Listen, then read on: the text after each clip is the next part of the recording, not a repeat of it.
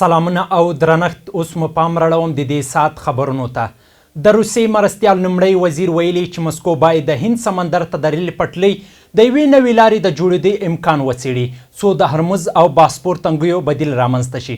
خو مرستیال لومړی وزیر تاس خبري اژانس سره په خبرو کې ویلي د دې تنګیو د امنیتي ګواښونو له امله د روسیې او هند ترمنځ د ریل پټلۍ نوې لاره کولی شي د ترکمنستان، ایران، افغانستان او پاکستان له لارې جوړه شي. هغه زیاته کړې چې هر هغه ترانزیټي لاره چې روسیې ته د هند ته د لاسرسي زمینه برابره کړي د مسکو لپاره د منلو وړ ده. د روسیې چارواکي دا څرګندونې په داسې حال کې کیږي چې مسکو د سیمې له هیوادونو سره ترانزیټي او سوداګریزې اړیکو د پراختیا او د بدیلو لارو د موندلو هڅې زیاتې کړې دي. د سعودي عربستان، ترکیې او پاکستان ترمنځ د ګډ دفاعي تړون لاسلیک وروسته ایران او هند پر دې هوکړه غبرګون ښودلی دی. ایران ویلي چې دا کاغذي هوکړه به سعودي عربستان خوندي نه کړي او ریاض باید پر خپلو امنیتي سیاستونو بیا کتنه وکړي. هند ویلي دی چې د سعودي، ترکیې او پاکستان دفاعي تړون نږدې څاري. د ویلو ده چې دا تړون له مخې پر یو غړي وسلوال برید پر ټولو غړو هیوادونو برید ګڼل کیږي. د ایران پارلمان ملي امنیت او بهرني پالیسۍ کمیټې د ترکیې، پاکستان او سعودي عربستان ترمنځ وروستۍ هوکړې ته په غبرګون کې ویلي دا کاغذي هوکړه به ریاض خوندي نه کړي.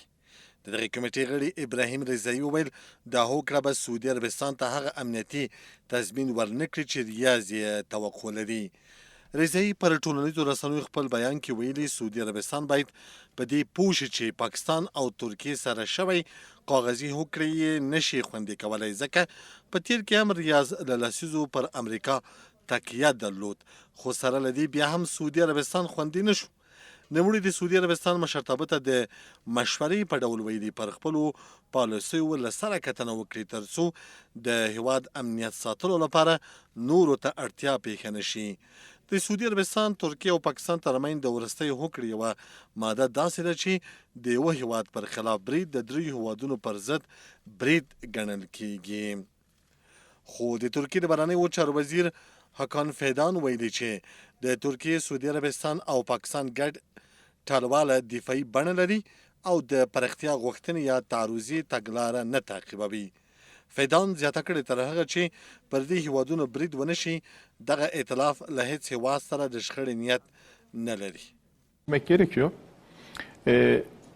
Suudi Arabistan, Pakistan, Türkiye dış politika tavırlarına baktığınız zaman کله چې د سعودي عربستان، پاکستان او ترکیې د بهرني سیاست د ریزونو ته وګورو دا هغه هیوادونه نه دي چې د پراختیا غوښتنې او پراختیا پالنې سیاستونه تعقیبوي.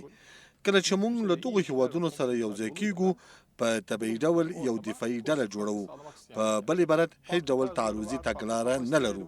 تر هغه چې پر موږ برید ونه شي دا ائتلاف له هیڅ هیواد سره د شخړې کولو نیت نه لري. tabiatıyla savunmaya yönelik bir örgüt oluyoruz. Yani ofensif gidelim şurada da hep beraber şunu yapalım, şunu edelim. په همدې حال کې هند وایي د سعودي عربستان، ترکیې او پاکستان ترمنځ لاسلیک شوی د مکې ګډ دفاعي تړون له نږدې څاري. د هند بهرنیو چارو وزارت ویاند ویلي نوی ډیلي د دریو هیوادونو دغه دفاعي هوکړه مهم پرمختګ بولي. د تړون له مخې پر یوه غړي هیواد وسلوال برید پر ټولو غړو هیوادونو برید ګڼل کیږي. دغه تړون د جمعې په ورځ په مکه کې د سعودي، ترکیې او پاکستان د مشرانو د غونډې پر مهال لاسلیک شو. هند وایي د تړون په اړه به د نوو معلوماتو له ترلاسه کېدو سره له رسنیو سره شریک کړي. د پاکستان د خیبر پښتونخوا په لنډي کوتل سیمه کې د یو ځایي سوداګر له تښتول کېدو وروسته د پېښور تورخم لویه لاره د دویمې ورځې لپاره اعتراض کوونکو لخوا تړل شوې ده. د ډان ورځپاڼې د راپور له مخې اعتراض کوونکو ویلي چې تر هغه به لویه لاره خلاصه نه کړي څو تښتول شوی سوداګر لال ظریف چې په حاجي لنډي مشهور دی پیدا نه شي. پولیس وایي د پیښې تړاو یې د نامعلومو کسانو پر ضد قضیه ثبت کړې خو تر اوسه د تښتول شوي سوداګر د ځایي او د هغه تښتولو د انګیزې په اړه معلومات نشته. درنو لیدونکو زموږ خبري ساعت په همدې ځای پای ته ورسېدو. تر بیا ښې چارې.